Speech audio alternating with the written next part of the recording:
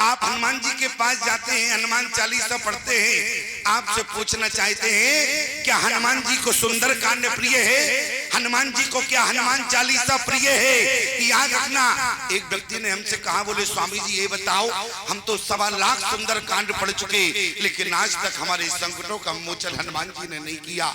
लेकिन याद रखना प्यारे, हनुमान जी को तुम्हारा सुंदर कांड प्रिय नहीं है, हनुमान जी को तुम्हारा हनुमान चालीसा प्रिय नहीं है। हनुमान जी को यदि मैं आपसे निवेदन करूं, तुम्हारा 56 भोग भी प्रिय नहीं है।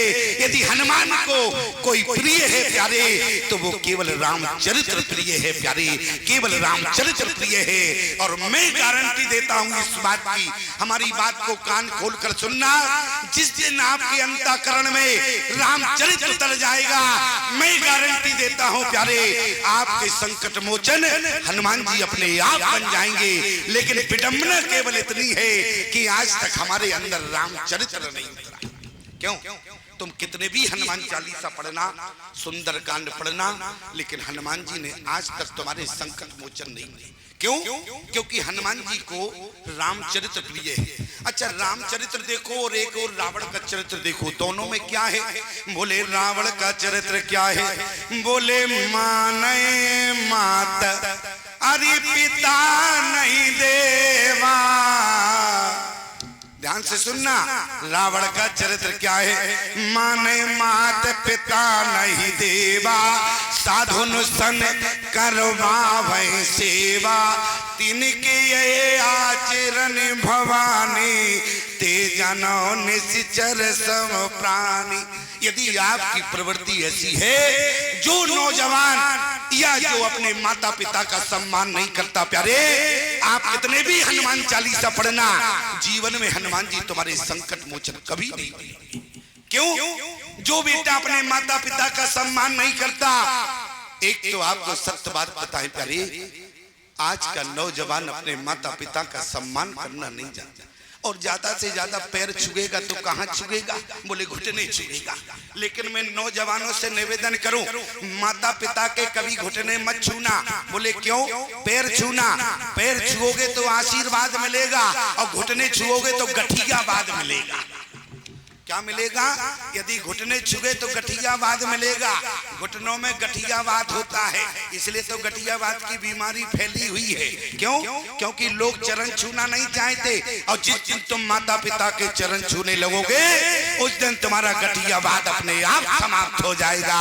लेकिन यदि मैं आपसे निवेदन करूं, कारण क्या है? हनुमान जी महाराज राम जी के संकट मोचन बने, रावण के नहीं बने।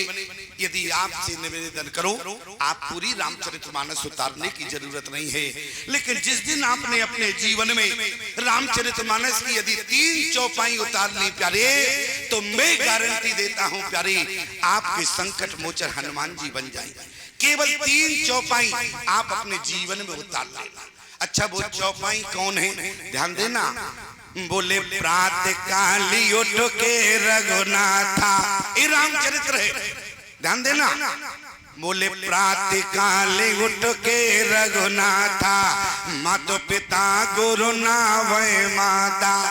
आप यदि अपने माता पिता का चरण स्पर्श करते हैं, पैर छूते हैं सुबह उठकर, तो हनुमान जी महाराज तुम्हारे संकट मोचन बनेंगे। अन्यथा तुम कितने भी सुंदर कांड पढ़ना, संकट मोचन हनुमान जी नहीं बनेंगे। क्यों? अरे रावण के नहीं बने तो तुम्हारे कैसे बन जाएंगे? क्यों? जब रावण के नहीं बने तो तुम्हारे कैसे बनेंगे? और राम जी के क्यों बने? लेकिन आज का नौजवान अपने माता पिता का अपमान करता है, आज का नौजवान अपने बूढ़े माँ बाप का अपमान करता है। लेकिन याद रखना प्यारे, जवानी का नाम अपने माता पिता को गाली देना नहीं होता, जवानी का नाम अपने माता पिता का अपमान करना नहीं होता, जवानी का नाम होता है प्यारे अपने बूढ़े माँ बाप के चरणों में समर्पित हो जाना, इसी का नाम जवानी है। और यदि मैं आपसे निवेदन करूं, यदि जवानी का नाम अपने माँ बाप को गाली देना होता, जवानी का नाम अपने से बड़ों का अपमान करना होता, तो याद रखना प्यारे, परमात्मा तुम्हें बचपन से बुढ़ापा दे देता, जवानी जीवन में नहीं देता प्यारे। जवानी का नाम अपने माता पिता के चरणों में समर्पित। और जरा विचार करना प्यारे, ईमानदारी से बताओ, सुंदर कांड पढ़ा आपने इतनी बार, लेकिन कभी सुंदर कांड की पंक्तियों पर विचार किया? आप सुंदर कांड पूरा पढ़ने की आवश्यकता नहीं है। आज सुंदर कांड आपके जीवन में आज तक नहीं हुआ। कारण क्या है? आपने सुंदर कांड पढ़ा बहुत बार है, लेकिन समझा एक बार नहीं है। यदि एक बार भी समझ लेते और सुंदर कांड की यदि पहली पंक्ति को समझ लिया होता तो तुम्हारे जीवन में सुंदर कांड अपने आप हो जाता। प्यारी, सुंदर कांड की पहली पंक्ति क्या है? बोले जाम बनते के अरे वचन सुहाए और सुन हनुमंत हृदय अति भाई। याद रखना, जिस दिन तुम्हें अपनों से बड़ों की बात अच्छी लगने लगेगी उसी दिन तुम्हारे जीवन में सुंदर कांड हो जाएगा। लेकिन समाज में विडंबना क्या है?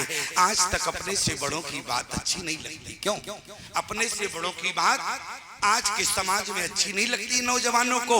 लेकिन याद रखना प्यारे, अपने बूढ़े माँ बाप का सम्मान करना, इसी का नाम रामचरित्र है। प्यारे, बोले प्रातः काल उठ के रघुनाथा और मात पिता गुरु नावे माता। आज का समाज अपने माता पिता का पैर छूना नहीं चाहता। जो बेटा अपने माता पिता का पैर नहीं छूता है उसे समाज में न मालूम कितनों के पैर छूने पड़ते हैं, और जो बेटा अपने माता पिता का पैर छूता है समाज में उसे किसी के पैर नहीं छूना पड़ता। प्यारे, इसका नाम रामचरित्र है। राम जी ने क्या किया? बोले प्रातः काल उठ के रघुनाथा, बार बार पुनरावृत्ति कर रहे हैं और मानस पटल पर लिख लेना। प्यारे, रामचरित मानस की केवल 3 चौपाई उतार लेना, तुम्हारे भी संकट मोचन हनुमान जी बन जाएंगे। एक आपको सत्य घटना सुनावे। एक पिता जो है अपने घर से तंग आकर पत्नी का स्वर्गवास हो गया, तीर्थ में जाके रहने लगा। और जब वृद्धावस्था आई, आश्रम के लोगों ने कहा कि भैया तुम बूढ़े बहुत हो गए हो, इसलिए तुम घर चले जाओ। अब कम से कम बुढ़ापे में हो सकता है तुम्हारे बेटे को पछतावा हो, बेटा तुम्हारी सेवा करेगा। लेकिन जिस समय प्यारे बूढ़ा बाप घर में आया और उसका बेटा दरवाजे पर बैठा था, और जैसे बूढ़े बाप को देखा, बेटे ने वही से ललकारा, खबरदार वही खड़े रहो। पिता था जो बूढ़ा था वही खड़ा हो गया, और जैसे पिता वहां खड़ा हो गया और बेटा ने कहा कि इतने बुढ़ापे पे तुम क्यों घर आए? बेटा, अब मैं बूढ़ा हो गया, आश्रम में सेवा नहीं दे सकता, अब मुझे खुद सेवा की जरूरत है। बेटा ने कहा जितना जीवन जहां बिताया है उस बाकी का जीवन भी वही बिताया। बाप लौट कर जाने लगा। बेटा ने आवाज लगाई, बोले ठहरो। पिता को लगा कि हो सकता है कि हमारे बेटे को कुछ पछतावा हो। बेटा अंदर गया, अंदर से जाके 10 मीटर सफेद कपड़ा लाया, अपने बाप के ऊपर फेंक दिया कि जाते जाते ये 10 मीटर कपड़ा भी ले जाओ। आज जब पिता ने कहा कि बेटा ये 10 मीटर कपड़ा किस लिए दे रहे हो, ये सफेद कपड़ा 10 मीटर किस लिए दिया? बेटा ने कहा कि साथ रखना, जहां मर जाओगे तो कफन के काम भी आएगा। पिता ने बेटे की आवाज को सुना, पिता ने उससे 5 मीटर फाड़ा, 5 मीटर अपने पास रख लिया, 5 मीटर नालायक बेटे के ऊपर फेंक दिया।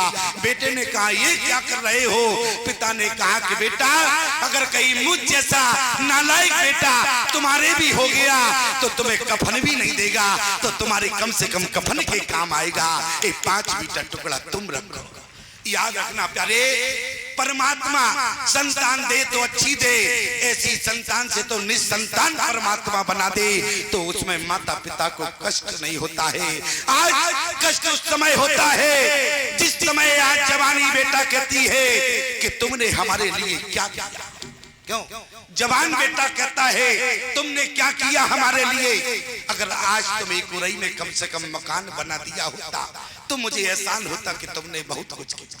लेकिन याद रखना प्यारे, बोले प्रातः काल उठ के रघुनाथा और मात पिता गुरु नावे माता। और दूसरी चौपाई क्या है? आयुष मांग करें पुरकाजा, आयुष मांग करे पुरकाजा, देख चरित्र हर से मन राजा। यदि बेटा अपने माता पिता से आज्ञा लेकर घर से बाहर जावे तो बूढ़े माता पिता प्रसन्न होते हैं। और याद रखना, जिस दिन आपके माता पिता प्रसन्न हो जाए तो तुम्हें भगवान को प्रसन्न करने की आवश्यकता नहीं है प्यारी, परमात्मा अपने आप प्रसन्न हो जाता है। लेकिन तुम्हारे माता पिता प्रसन्न हो गए तब। अच्छा एक बात बताओ, जिस पत्थर की मूर्ति में प्राण डालने वाला एक इंसान हुआ करता है, जिस पत्थर की मूर्ति में प्राण डालने वाला एक इंसान होता है, तुम प्रतिदिन नियम से उस मूर्ति को तो प्रणाम करने जाते हो, लेकिन जिस माता पिता में भगवान ने प्राण डाले हैं उस मूर्ति को कितना मानते हो प्यारे। और यदि मैं आपसे निवेदन करूं, व्यक्ति को 4 पाप सहज में लग जाते हैं। कितने? बोले 4 पाप। अच्छा कौन कौन से हैं?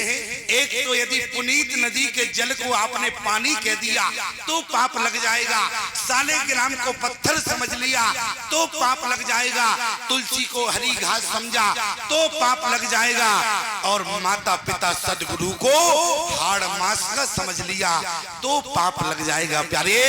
माता पिता भगवान से बढ़कर होते हैं, और जिन्होंने माता पिता को भगवान माना है उन्हें किसी मंदिर में नहीं जाना पड़ता प्यारी याचना के लिए, बल्कि भगवान ही उनकी सारी इच्छाओं को पूरी कर देता है जिन्होंने अपने माता पिता को भगवान माना। ध्यान देना, माता पिता भगवान हुआ करते हैं, और जो बेटा अपने माता पिता को हाड़ मास का समझता है उस बेटे को पाप लगता है, और जो पापी हो जाता है भगवान उसे अपने से दूर कर देते हैं प्यारे। पापी के हनुमान जी महाराज संकट मोचन नहीं बने, बोले आयुष मांग। और कहीं यदि घर से निकले, बूढ़े पिता ने कह दिया कि बेटा कहाँ जा रहे हो, तो बेटा चढ़ बैठता है उल्टा, अरे तुम घर से निकलते समय ही हमें टोकते हो, अब देखो घर से जाएंगे अठिन हो जाएगा, तुमने मुझे टोक दिया। लेकिन याद रखना प्यारे, पिता का टोकना तुमको बुरा लगता है, यदि मैं आपसे निवेदन करूं, जो बेटा अपने माता पिता से आज्ञा लेकर जाता है घर से बाहर, उस बेटा का जीवन में कभी अकाल मृत्यु नहीं होती है। क्यों? क्योंकि माता पिता का आशीर्वाद जिसके सर पर होता है उस बेटे की कभी अकाल मृत्यु नहीं होती प्यारे। इसलिए आयुष मांग, अरे करे पुर काजा, और देख चरित्र हर से मन राजा। अच्छा तीसरी चौपाई क्या है? बोले जननी समझाने पर नारे। पराई नारी में यदि आपको माँ का दर्शन होने लगे प्यारे तो समझ लेना कि तुम्हारे अंदर रामचरित्र उतर गया। क्यों? जिस दिन तुमको पराई स्त्री में माँ का दर्शन हो तो समझ लेना प्यारे कि तुम्हारे जीवन में उस दिन पूर्ण रामचरित्र उतर गया है प्यारे।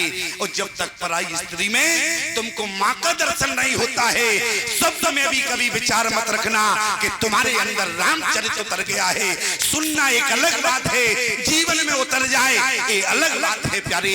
हमें सुनना कम है लेकिन जीवन में उतारना है, तब हमारा जीवन जाके धन्य होगा प्यारे। और मैं आपसे आज निवेदन करूं, बोले प्रातः काले उठो के रघुनाथा, मातो पिता गुरु नाभय माता, आयुष मांग करे पुर काजा, देख चरित्र हर से मन राजा, जननी समझाने पर नारी, धन पराहो विषते विषहारी। याद रखना, जो पराई संपत्ति पर नजर रखता है उसकी संपत्ति अपने आप शास्त्र के अनुसार घटने लगती है। इसलिए कभी पराई संपत्ति पर नजर मत रखना प्यारे। और आज स्थिति क्या बनी? बोले पाछे पवन अरे तनय सिरनावा, और जाने का जे प्रभु निकटे बुलावा। इधर आओ, पर शीश सरो रहो पानी, करे मुद्र का दीन जन जाने, बहु प्रकार सीते समझायो, केवल भी रहे बेग तुम आयो। राम जी ने कितने काम सौंपे? पहला काम बहु प्रकार सीते समझायो। हनुमान जी ने कहा प्रभु जानकी को आपने कितना समझाया, और जानकी क्या मानी? आज राम जी ने कहा कि हनुमान, जानकी ने हमारी नहीं मानी, लेकिन मुझे विश्वास है भले ही अपने पति की ना मानी हो, लेकिन संत की अवश्य मानती हैं। अच्छा ईमानदारी से बताओ, संत की बातें यदि माताएं सुनती ना होती तो यहाँ क्यों बैठी होती? क्यों? यदि संत की सारी बातें मानती ना होती तो माताएं क्या इस पंडाल में बैठी होती? अच्छा तुम्हारी संख्या देखो और माताओं की संख्या देखो, तुम्हारी संख्या से ज्यादा संख्या माताओं की है। और आज मेरे निवेदन क्या कर रहा था, बहु प्रकार सीते समझायो। हनुमान जी ने कहा प्रभु समझा नहीं सकता हूँ, यदि आप कहें तो निवेदन कर दूंगा। राम जी ने कहा तो कोई बात नहीं हनुमान, तुम जाके निवेदन कर देना। बोले दूसरा काम क्या कहा? बोले बहु प्रकार सीते समझायो और कहे बल भी रहे, कहे बल की बात कहते हैं। हनुमान जी ने कहा प्रभु बल के बारे में तो जयंत ने बता दिया था, प्रमाण? बोले अतुलित बल अतुलित प्रभुताई और मैं मति मंद जान नहीं पाई। अरे बल के बारे में तो जयंत ने बता दिया, लेकिन हनुमान जी ने से अब क्या कहा? बोले बहु प्रकार सीते समझायो और कहे बल भी रहे बेगे तुम आयो। बिरह की बात भी जानकी से करना है। हनुमान जी ने कहा प्रभु क्षमा करना, मैं जानकी को समझा सकता हूँ, बल का निवेदन कर दूंगा, लेकिन बिरह की बात नहीं कह सकता। क्यों? क्योंकि पति पत्नी के बीच जो वियोग की स्थिति होती है उसका वर्णन तो एक अनुभवी पुरुष कर सकता है। क्यों? जिसका विवाह ना हुआ हो वो पति पत्नी के विरह को क्या समझेगा? पति पत्नी का विरह कर्मचारी के विषय की बात नहीं है, पति पत्नी का विरह ब्रह्मचारी के बस की बात नहीं है। पति पत्नी के विरह की बात तो केवल एक अनुभवी पुरुष समझ सकता है। हनुमान जी ने कहा प्रभु मैं अनुभवी हूं नहीं, इसलिए मुझे क्षमा करना, मैं जानकी से विरह की बात नहीं कर सकता और आप जो कहें सो सब कहूंगा। राम जी ने कहा कहना पड़ेगा, लेकिन मर्यादा पुरुषोत्तम है राम और हनुमान जी हमारे मर्यादा पुरुषोत्तम के मर्यादित बेटा। आज मर्यादा बेटे की भंग हो जाएगी। बेटा अपनी माँ से जाके कैसे कहेगा कि माँ एक पिता तुमको बहुत याद करते, और यदि बेटा ऐसा कहेगा तो क्या बेटे की मर्यादा रहेगी? बेटे की मर्यादा नहीं होगी। हनुमान जी ने कहा प्रभु क्षमा करना, मैं जानकी से विरह की बात नहीं कर सकता। और यदि मर्यादित की बात करें प्यारे, आज शहरों में आप जाएं तो शहरों से मर्यादा समाप्त हो चुकी है। क्यों? शहरों में मर्यादा देखने को मिल रही है, और यदि गांव में देखें तो गांव में आज भी आपको मर्यादा देखने को मिलेगी। आप कहेंगे स्वामी जी आपने ऐसा गांव में क्या देख लिया, ऐसा शहरों में क्या देखा जो शहरों में मर्यादा नहीं मिली और गांव में मर्यादा आपको आज भी देखने को मिलती है? ऐसा आपने कैसे समझा? यदि हमारी बात ना मानो तो तुम एक बार आंख उठाकर सारी माताओं की ओर देखना प्यारे। यदि यहाँ पर 70 वर्ष की भी माता जी भी बैठी हैं तो उनके सिर पर पल्लू है प्यारे, लेकिन शहर से पल्लू समाप्त हो गया, लेकिन गांव में पल्लू अभी भी माता के ऊपर। ध्यान देना प्यारे, यहाँ पर 70 वर्ष की भी माता जी है तो उनके सिर पर पल्लू है। ईमानदारी से बताओ ये मर्यादा है कि नहीं? मैं आपसे निवेदन करना चाहता हूँ। और एक बात बताएं माताओं, पल्लू की बात आई इसलिए याद आ गई, 4 जगह कभी माताओं को सिर नहीं खोलना चाहिए। जो माता 4 जगह सिर खोलती है तो उनके जीवन में विशेष घटना घटती है। कौन? एक तो कभी किसी के यहाँ मौत के समय जाओ जहाँ गमी का माहौल हो तो उस समय माताओं को सिर खोलकर नहीं जाती है। क्यों? आप विचार करना कि भी चाहे मायके में क्यों ना जाना हो तो उस समय माता, मैं आपसे निवेदन करूं कि आपको कभी सिर खोलकर नहीं जाना। और जहां बेटा या बेटी का जन्म हो, सूतक लगा हो, वहां भी माता को सिर खोलकर नहीं जाना। जो माता गमी में सिर खोलकर जाती हैं तो उनके जीवन में पति की हानि होती है, और जो सूतक में सिर खोलकर जाती हैं तो उनके जीवन में संतान को रोग आते हैं। और आपको किसी मंदिर में जावे तो वहां आपको सिर खोलकर नहीं जाना। जिससे आपने दीक्षा ली हो कभी उसके सामने सिर मत खोलना। क्यों? यदि आप वहां सिर खोलकर जाएंगी तो वहां आपके जीवन में भजन में कमी आएगी, आपकी भक्ति में कमी आएगी। और राम कथा में यदि विराजमान हो, श्रीमद् भागवत में विराजमान हो तो कभी सिर खोलकर मत बैठना। क्यों? क्योंकि वहां पर आपके हाथों में जो रिद्धि सिद्धि है वो सदा सदा के लिए समाप्त हो जाती है। इसलिए माताओं, 4 जगह आपको भूल से भी कभी सिर नहीं खोलना। ध्यान देना, 4 जगह आपको भूल से भी कभी सिर नहीं खोलना है। और मैं आपसे कह ही रहा था प्यारे, गांव में आज माताओं के सिर पर पल्लू है। देखो, जैसे ही हमने पल्लू की बात की तो जिनके नीचे भी थे अब उनके भी चढ़ गए। जैसे ही हमने पल्लू की बात की उन्होंने कहा ऐसा ना हो स्वामी जी की नजर हमारे ऊपर चली। आप लोग बिल्कुल निश्चिंत बैठो, बस थोड़ी दूर का दिखता है हमको, इसके आगे का नहीं दिखता है। इसका मतलब ये नहीं है कि तुम लोग समझ लो कि महाराज जी की आंख में क्या मोतियाबिंद आ गया। अरे मोतियाबिंद हमारी आंख में क्यों आएगा? मोतियाबिंद, अच्छा तुम्हें पता है मोतियाबिंद किन की आंख में आता है? जो आरती का दर्शन करके नहीं जाते हैं उनकी आंख में मोतियाबिंद आता है। क्यों? बोले आरती लेंगे तो 10 का नोट चढ़ाना पड़ेगा। अच्छा ये बताओ, आरती लोगे तो 10 का नोट चढ़ाना और मोतियाबिंद आ गया तो 50,000 चढ़ाना पड़ेगा। क्यों?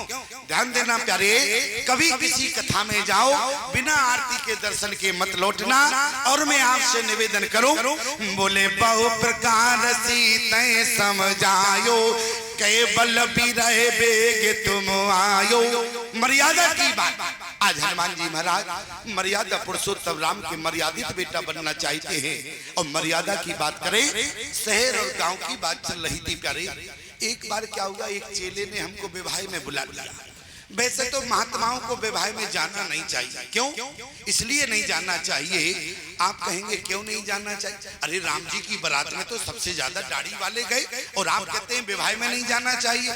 इसलिए नहीं जाना चाहिए, मान लो आपने मुझे विवाह में बुलाया और कहीं हमारा ही मन हो गया हमारा भी विवाह करवाओ तो विडंबना खड़ी हो जाएगी कि नहीं? और मान लो कहीं हमारा मन नहीं हुआ, तुम्हारा बेटा ही बिगड़ गया, हमें तो बाबा होना है, तो क्या करोगे? उस समय समस्या खड़ी हो जाएगी कि नहीं?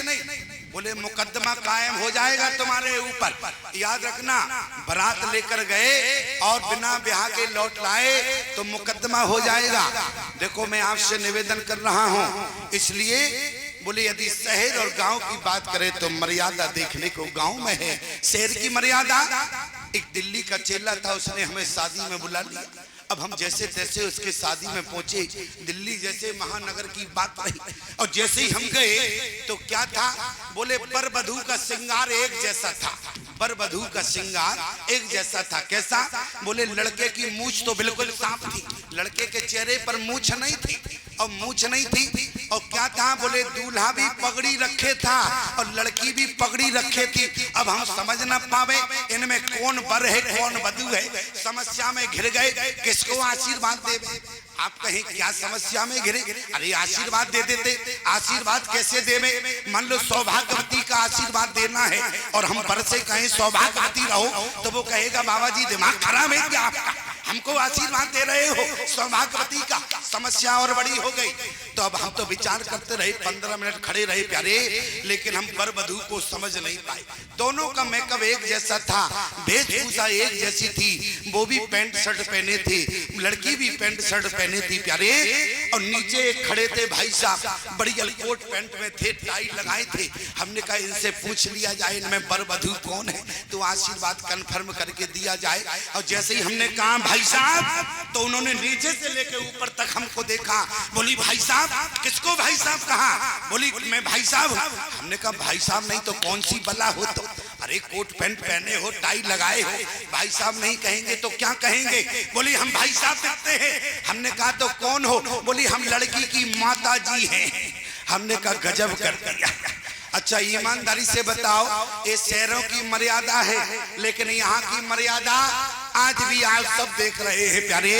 इसलिए बहु प्रकार सीते समझायो और कहे बल भी रहे बेग तुम आयो।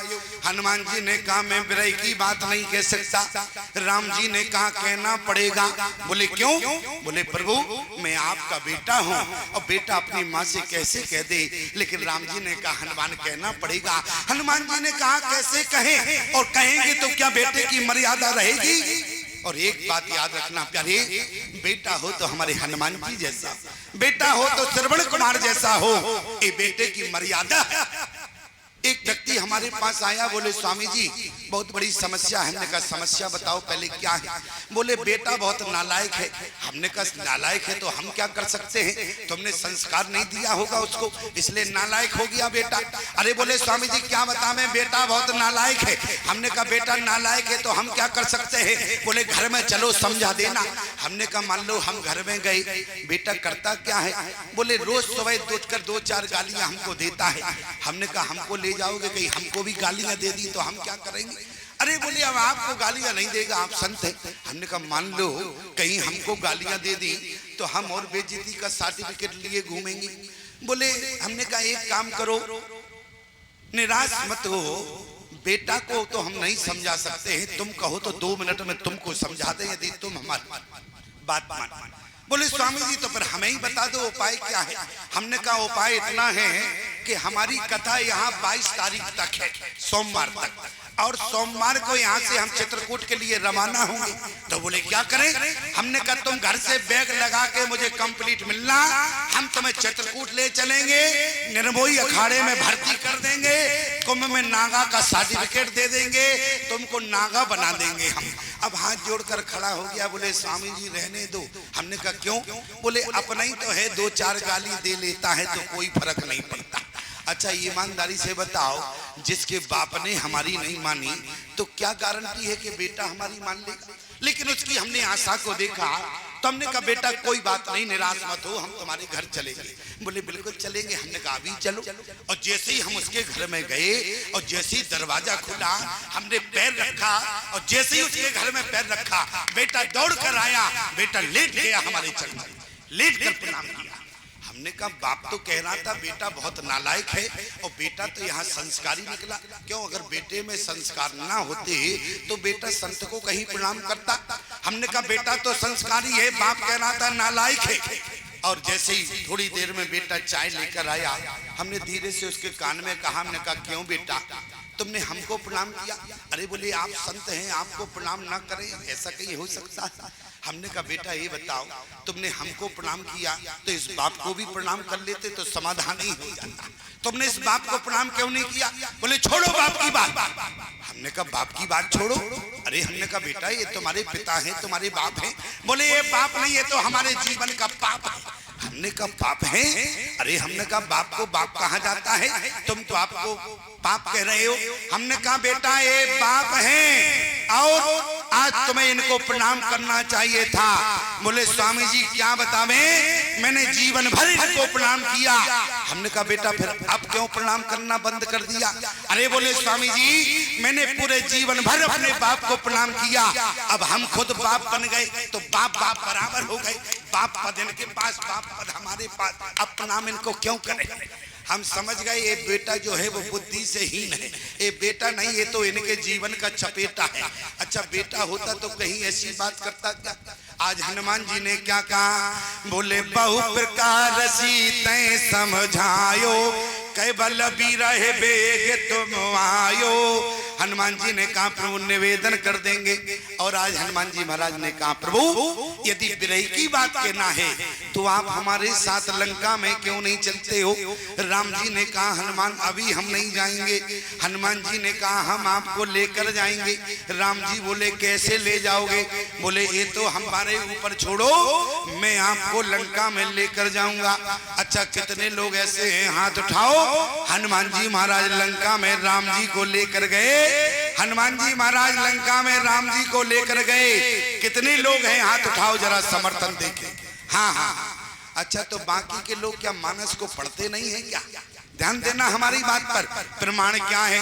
बोले यह कहना अरे सभी न कहे माता और हर से चले ये धर रघुनाथा।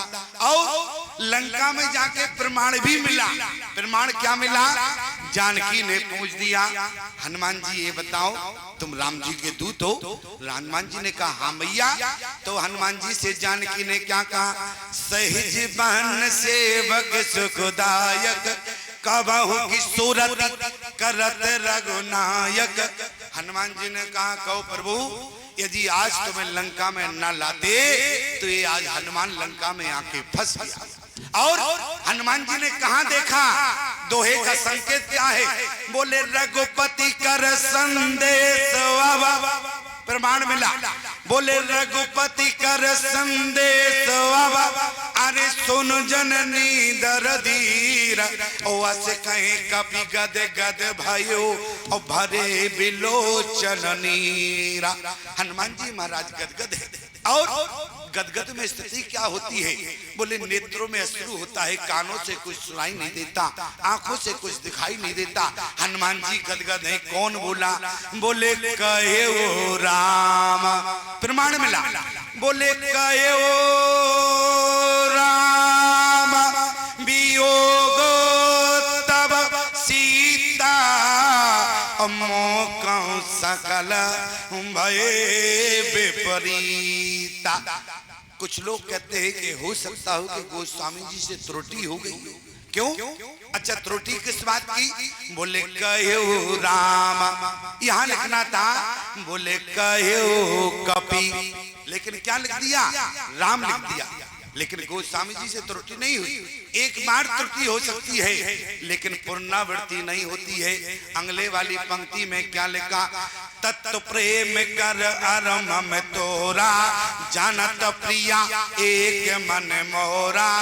जानकी से कहा प्रिया एक मन है।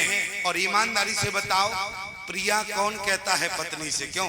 मोहल्ले वाले कहते हैं कि पति ही अपनी पत्नी से प्रिया कहता है। अरे समझदार हो बताओ शर्म की क्या बात है? यहाँ क्या प्रिया बोलना है? यहाँ इशारा ही तो करना है। बताओ पत्नी से प्रिया मोहल्ले वाले कहते हैं या पति कह सकता है? पत्नी से प्रिया केवल पति ही कह सकता है। और सिद्धांत क्या कहता है? मर्यादा क्या है? बोले अपनी पत्नी से प्रिया कहने का अधिकार केवल पति को होता है। वो भी कब? जब वातावरण एकांत का हो तब पत्नी से प्रिया कह सकते हैं। मर्यादा क्या है? बोले सुना हो प्रिया प्रतिलोचन सुशीला। लेकिन प्रिया कब कहा? बोले लक्ष्मण गए बनई जब अरे कंद पल लेना।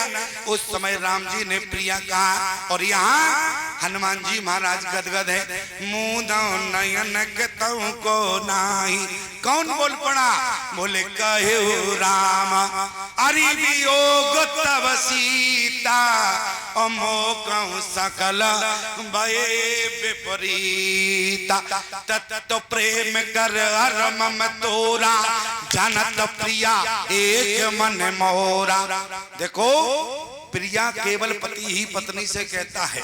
और हमारी बात पर यदि विश्वास ना हो तो कहीं किसी दूसरे की पत्नी से प्रिया कहकर देखना तो 50 चप्पल पड़ेगी। हो सकता है कि मुकदमा भी दर्ज हो जाए। क्यों? देखो हमारे वकील साहब जी बैठे हैं सरनाम सिंह डमरास वाले, जिनके यहाँ हमारा उरई में निवास है। ये हमारे शिष्य भी हैं, बेचारे दिन भर सेवा करते हैं। बोले स्वामी जी मुसवरिया वालों को आपने पिछली वर्ष सौभाग्य दिया, इस वर्ष हमको सौभाग्य दे दें। ध्यान रखना प्यारे, इनका जैसा भाव है।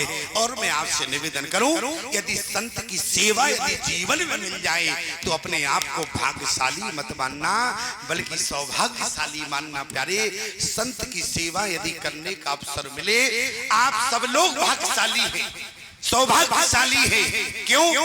आप भाग्यशाली तो तब थे जब घर से चले और यहाँ आकर आपने संत श्री अमरदास जी का समर्थन किया, तो आप सौभाग्यशाली बने प्यारे, आपके दान से, आपके धन से। और एक बात याद रखना, हाथ उठाकर दान करना चाहिए यज्ञ में आकर। आप कहें क्यों?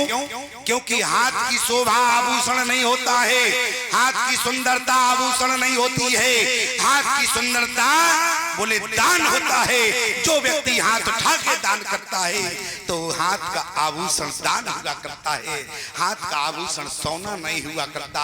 मैं आपसे निवेदन कर रहा था प्यारे, आज हनुमान जी महाराज मौन है, बोले कहे राम अरि वियोग तब सीता और मोह सकल भये विपरीता।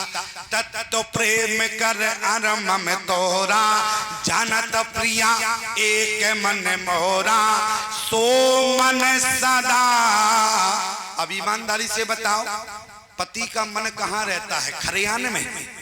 पति का मन कहाँ रहता है? क्यों बताओ? पति का मन कहाँ रहता है? खेत में, खरियान में। अरे पति का मन कहाँ? बोले सो मन सदा। अरे रहते तो ये पाई और जान प्रीत रस इतने माही। क्यों? क्योंकि गदगद है और गदगद की स्थिति केवल क्षणिक मात्र होती है। इसलिए हनुमान जी ने कौन बोलना? बोले राम जी बोल रहे हैं। इसलिए हनुमान जी महाराज लंका में राम जी को लेकर गए प्यारे, और प्रमाण भी आपके सामने मैंने रखा। राम जी ने यही कहा था, बहु प्रकार सीते समझायो कै बल बिरहे बेग तुम आयो। 5 बजने वाले हैं, बिल्कुल घड़ी खिसक रही है। देखो गौतम जी, घड़ी तो खिसक रही, लेकिन ये लोग एक भी नहीं खिसके। एक खिसक जाते तो हम बंद हो जाते। क्यों? हम तो तुम बैठे इसलिए बोल रहे हैं, और तुम खिसक जाओगे, जब तुम ही फरार हो जाओगे तो हमारी क्या वैल्यूएशन रही? क्यों? हमारी तो वैल्यूएशन जब है जब श्रोता होता है। अरे वक्ता श्रेष्ठ कब है?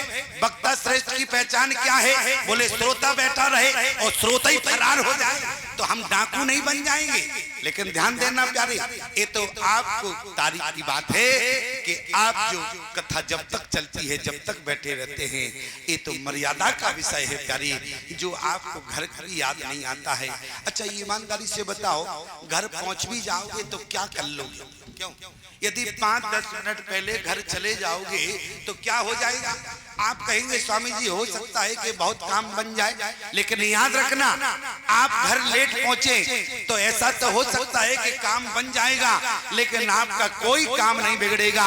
लेकिन यदि मैं आपसे निवेदन करूं, भगवान की कथा जब तक होती रहे, आप जब तक बैठे रहोगे प्यारे, तो आपका लोक ही नहीं बल्कि परलोक भी बन जाएगा प्यारे, क्योंकि राम कथा लोक ही नहीं बल्कि परलोक भी बना।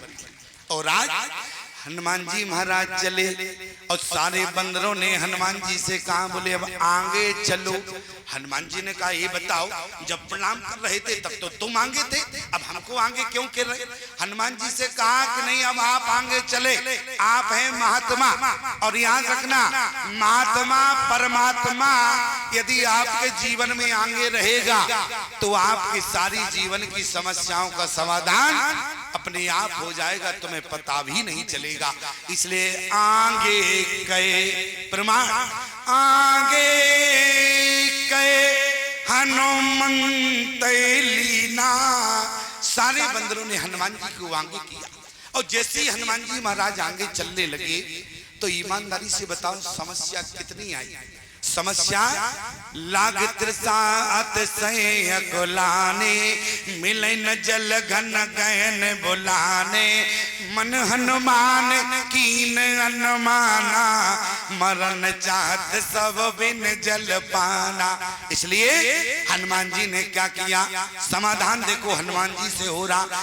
चढ़ गिर शिखर चहु दिस देखा, घूम बिबर एक कौत को पेखा, चक्रवाक वक हंस उड़ाए, बहुत खग प्रभ सहिते माही। यहाँ क्या हुआ?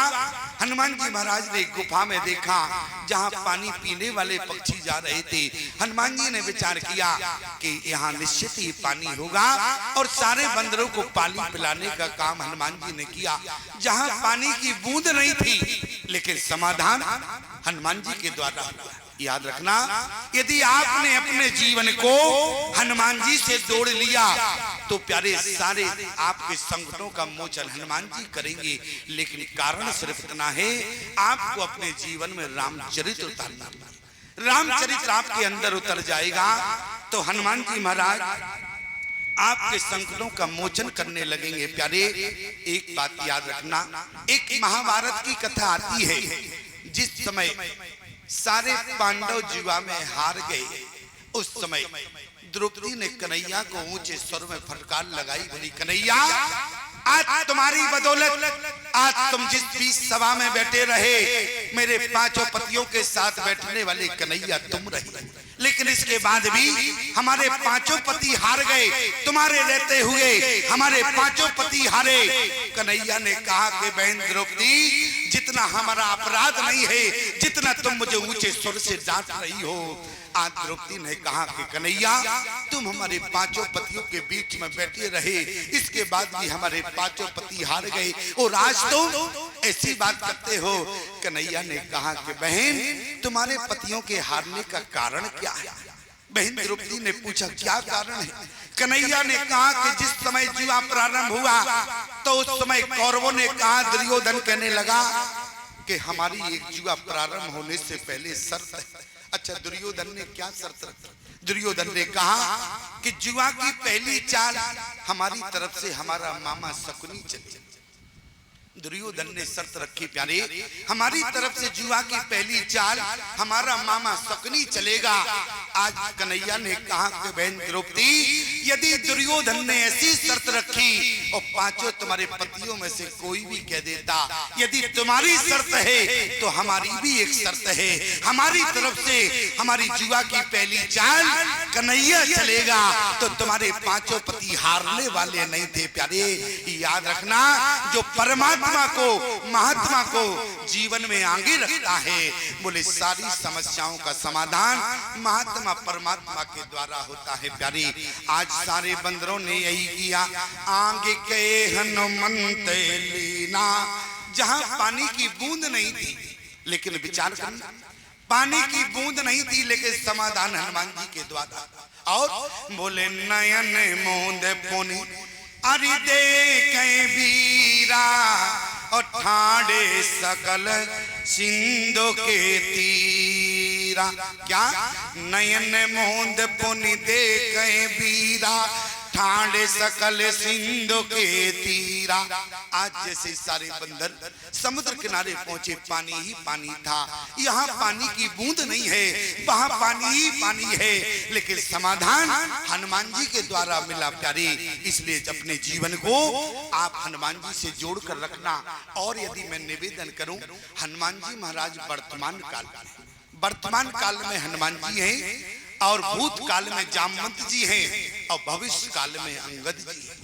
अंगद से समुद्र पार नहीं हुआ, समुद्र पार तो हो रहा था, लेकिन अंगद कहां अरे जाऊं मैं पारा, और जिए संशय कछो फिर तीबारा।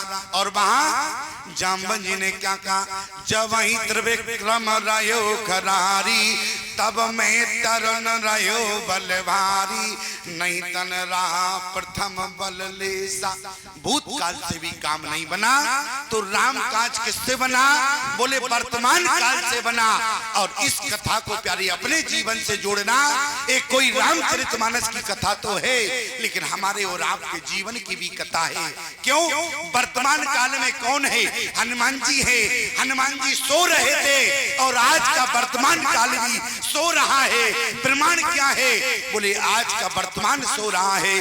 बोले मोहे निशा सब सो बनिहारा, और देखिए सपना अनेक प्रकार। क्या हनुमान जी ही राम काज के लिए आए?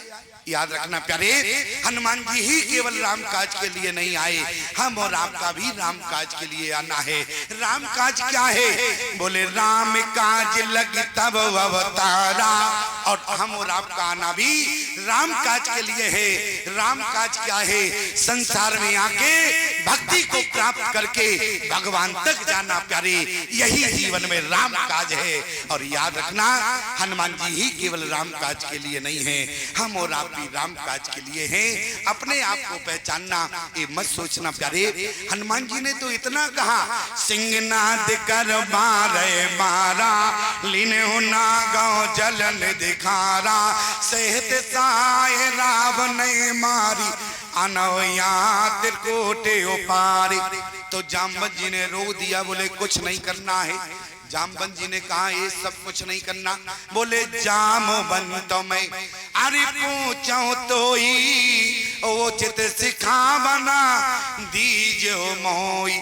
जामवंत जी ने कहा सुनो हनुमान, तुम्हारा अवतार केवल राम काज के लिए हुआ, ये सब काम करना तुम्हारा काम नहीं है, केवल राम काज करना। हनुमान जी ने कहा तो राम काज क्या है?